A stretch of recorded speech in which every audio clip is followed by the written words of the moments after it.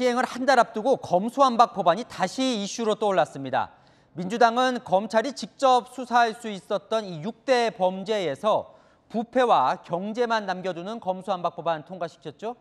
그런데 오늘 한동훈 법무부 장관이 그중 공직자 선거 방산비리 일부를 되살리는 시행령 개정안을 발표했습니다.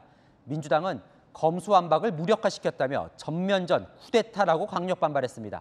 박건영 기자입니다. 법무부가 검사의 수사 개시 범죄와 관련한 시행령 개정안을 발표했습니다.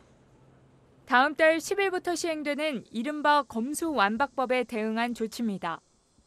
이 법에는 검찰이 부패 범죄와 경제 범죄 등 대통령령으로 정하는 중요 범죄만 직접 수사할 수 있다고 정해놨습니다. 6대 범죄에서 검사의 수사 권한을 대폭 축소한 겁니다. 한동훈 장관 취임 이후 법무부는 대통령령으로 정해둔 범죄들을 재정비했습니다. 개정된 시행령에선 부패 범죄와 경제 범죄의 범위를 넓혔습니다.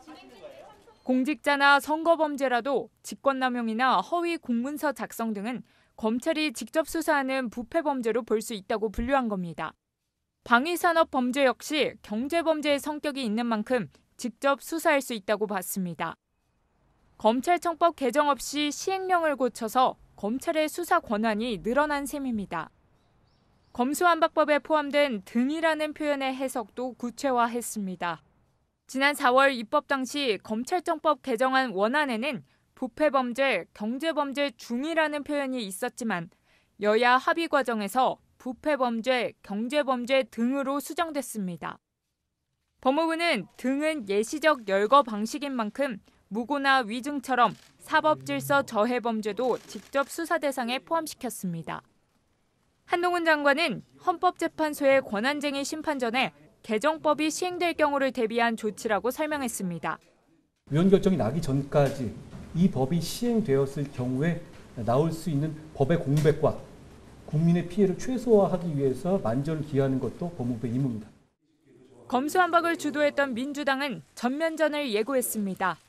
법을 무력화시키기 위하여 또다시 대통령령으로 주요 수사의 범위를 원위치시킨다면 국회하고의 전면전을 피할 수 없을 것입니다. 법무부는 시행령 개정안을 29일까지 입법 예고한 뒤 검수완박법이 시행되기 전 국무회의에서 의결할 방침입니다. 채널A 뉴스 박건영입니다.